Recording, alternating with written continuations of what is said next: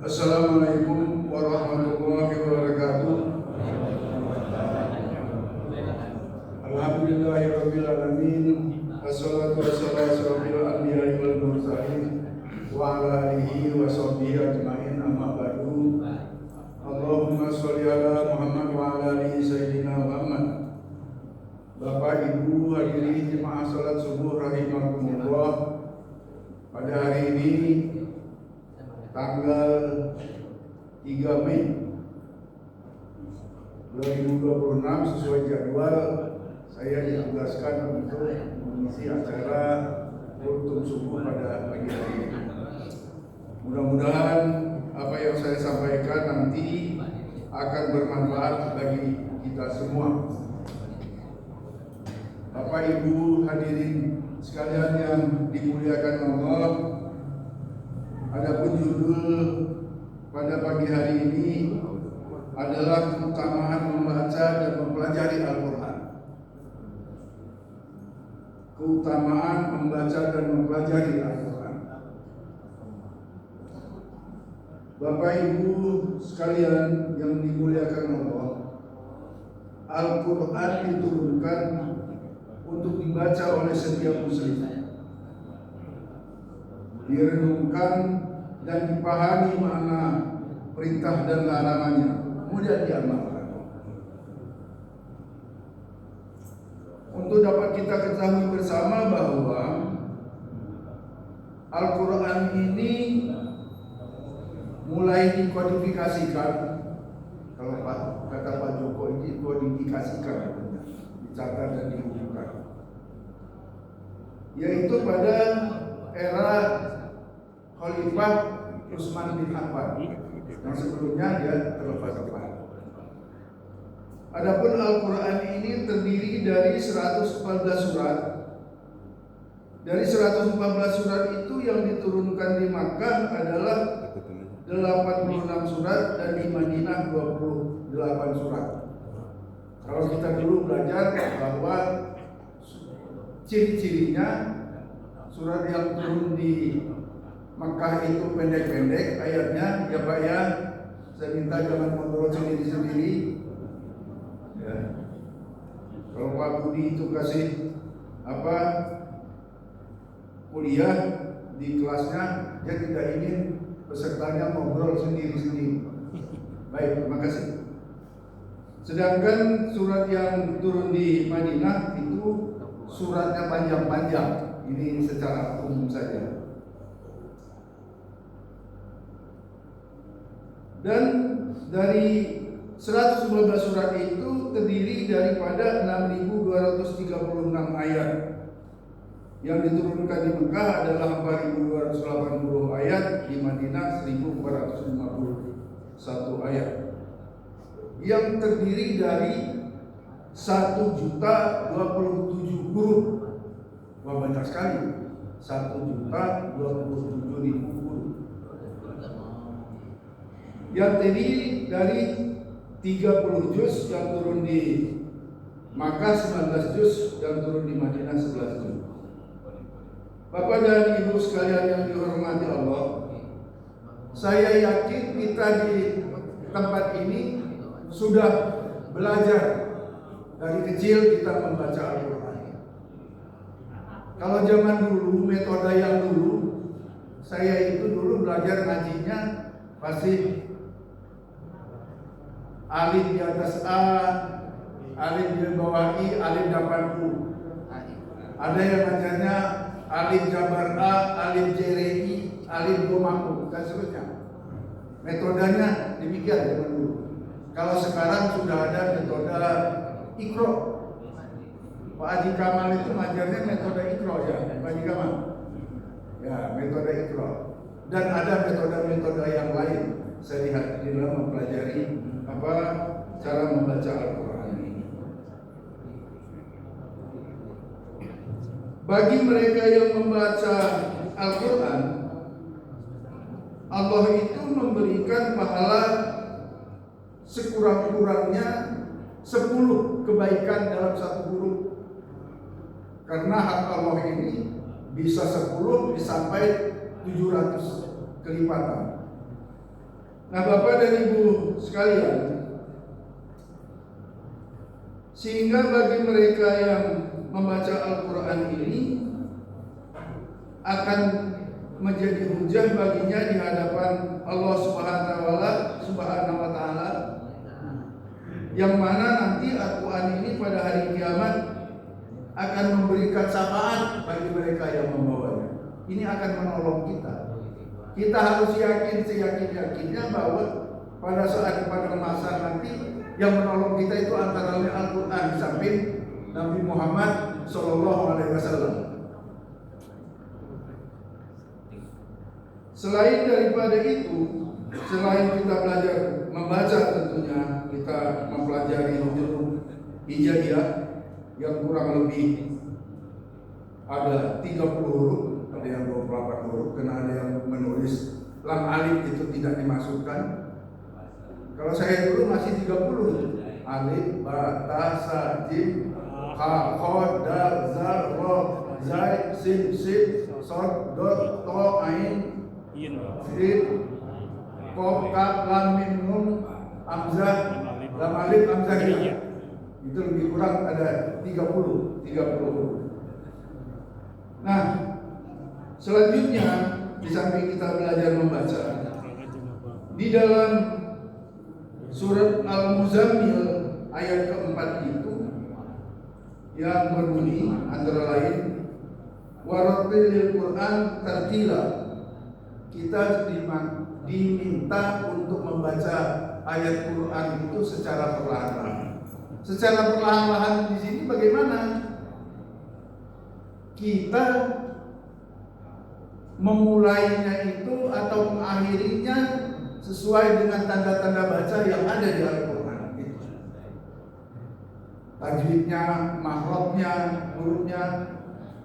Alhamdulillah kita di masjid ini sudah ada waktu diluangkan, jadwal yang ditentukan cara membaca Al-Quran. Bagi anak-anak itu dipimpin oleh Pak Haji Kamal, dilakukan hari Senin ya, hari Senin malam dari ba'da maghrib sampai dengan menjelang isya. Ibu-ibu itu di siang hari beserta anak-anak yang perempuan, sedangkan bapak-bapaknya itu minggu malam Senin ba'da isya, dan bisa diulangi pada maghrib, bisa dilanjutkan sampai ba'da isya, lebih kurang jam setengah 9 atau jam 9 selesai. Nah, kapan itu bagi bapak-bapak? Nanti malam. Bagi bapak-bapak yang kata bahasa Pak Kamal sehari-hari mengajak kita itu, bila tidak ada kegiatan yang tidak dapat ditinggalkan, kiranya dapat akhir. Mengapa Bapak dan Ibu sekalian ini penting bagi kita? Cara membaca Al-Quran ini penting kita belajar. Saya sudah tua. Tidak. Belajar itu tidak mengenal usia. Mulai dari buayan sampai ke liang lahat. Itu bagi Islam itu begitu. Mengapa? Karena kita sehari-hari kita melaksanakan sholat 5 waktu sehari, ditambah dengan sholat sunnah yang lainnya. Ini membaca ayat Al-Quran, paling tidak Al-Fatihah.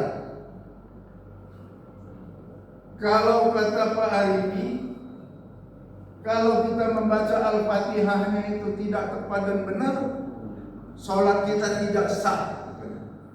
Wah, ngeri juga ya. Mulai dari membaca ayat yang pertama, basmalah, sampai yang terakhir waladhdallin. Ini harus kita belajar Bapak Ibu sekalian. Tidak saja belajar bagi mereka yang menyandang tugas sebagai imam yang ditugaskan oleh ketua masjid, dan kita semua. Tidak ada istilah kita tidak mau belajar membaca Al-Quran karena sudah tua umurnya, tidak. Mari kita bersama-sama belajar membaca Al-Quran. Bapak dan Ibu hadirin sekalian yang dimuliakan Allah. Selanjutnya di samping membaca Al-Quran, kita mempelajari Al-Quran. Mempelajari Al-Quran ini kita mempelajari kandungan yang ada di ayat Al-Quran. Lebih kurang 2 bulan yang lalu, kita di bulan Ramadan, kita membaca antara lain membahas surat Al-Baqarah, tepatnya surat ayat 183, perintah untuk melaksanakan puasa di bulan Ramadan. Kita pelajari dan seterusnya sampai kita memberikan zakat harta maupun zakat fitrah. Kita pelajari dan seterusnya.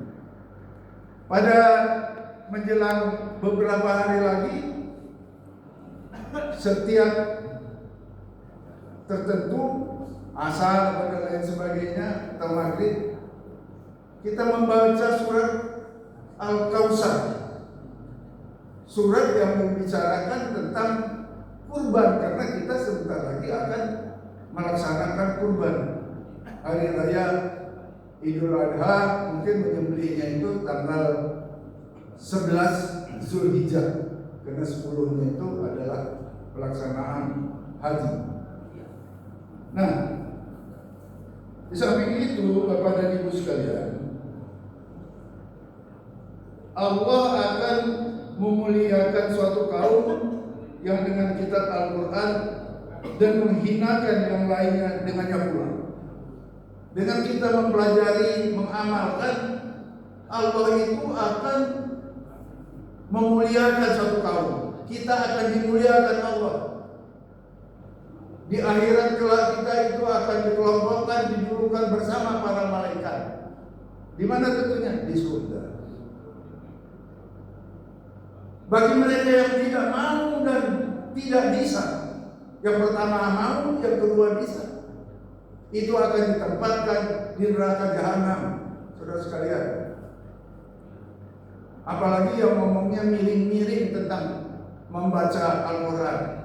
Emangnya lu musabaqah baca Al-Quran terus? Nah, ini ungkapan-ungkapan ini adalah ungkapan-ungkapan negatif yang bisa melemahkan Islam. Jangan sampai kita terbawa oleh mereka-mereka yang kalau dengan bahasa sekarang itu nyinyir terhadap mereka yang mempelajari Al-Quran, membaca Al-Quran, dan lain sebagainya. Bapak dan Ibu sekalian, dari kita kebiasaan-kebiasaan membaca dan mempelajari Al-Quran, akan ada 4 di sini yang saya ambil itu. Hal yang pertama, keutamaan mempelajari Al-Quran dan bahwa orang yang mahir dalam membaca Al-Quran mendapat kedudukan akhirat bersama para malaikat yang mulia. Ini tadi, bersama para malaikat yang mulia, di mana tentunya di surga Allah. Yang kedua, mempelajari Al-Quran merupakan sebab terangkatnya kedudukan seseorang di dunia dan di akhirat. Kedudukan kita di dunia dan di akhirat ini terangkat, Bapak dan Ibu sekalian. Meningkatkan martabat kita di dunia maupun di akhirat dengan kita mempelajari dan membaca Al-Quran. Yang ketiga, Al-Quran akan datang pada hari kiamat, akan memberi syafaat bagi pembacanya. Insya Allah kita semua nanti pada hari kiamat, di padang mahsyar, kita akan diberikan syafaat, dinaungi oleh Al-Quran yang kita baca. Amin ya rabbal alamin. Yang keempat, bagi orang yang membaca Al-Quran, setiap satu huruf mendapat 10 kebaikan, bahkan sampai 700 kebaikan. Nah, kalau di bulan Ramadan kita membaca Al-Quran, 1 bulan itu ada yang dapat 30 juz khatam 1 kali atau 2 kali khatam. Kita hitung saja. Kalau Al-Quran itu terdiri dari 1.027.000 huruf, kita mendapat kebaikan pada saat kita hatam 30 juz itu 10.270.000 kebaikan. Nah, oleh karenanya Bapak Ibu sekalian, agar kita terangkat derajat kita baik di dunia maupun di akhirat, mari kita membiasakan membaca Al-Quran bagi kita pribadi, baik di masjid maupun di rumah. Masjid kita sudah menyediakan fasilitas itu bagi kita semua. Bagi anak-anak dipimpin oleh Bapak Haji Kamal, ibu-ibu bisa berdua. Buatul pemimpin, bapak-bapak kita dipimpin oleh Ustaz Alimi, cara membaca dan lain sebagainya. Mari saya mengajak kita semua nanti malam bulatkan hati, mari kita bersama-sama membaca Al-Quran. Membaca Al-Quran itu Bapak Ibu sekalian harus kita suarakan, jangan cuma disuarakan sekalipun pelan. Paling tidak telinga kita sendiri yang mendengar. Jangan takut salah, ya? Jangan takut salah. Mengapa? Kalau takut salah, kalau kita membaca salah kita terus-teruskan, itu artinya berubah. Kami belajar, saya belajar banyak salahnya saya juga dengan Ustaz Abid hari ini. Ada yang hako itu saya lupa, zal juga susah. Ada yang kakot disamakan saja, itu berubah lagi. Demikian, mudah-mudahan ini bermanfaat bagi kita semua. Atau kalau ada kekurangan saya mohon maaf. Saya akhiri. Wassalamualaikum warahmatullahi wabarakatuh.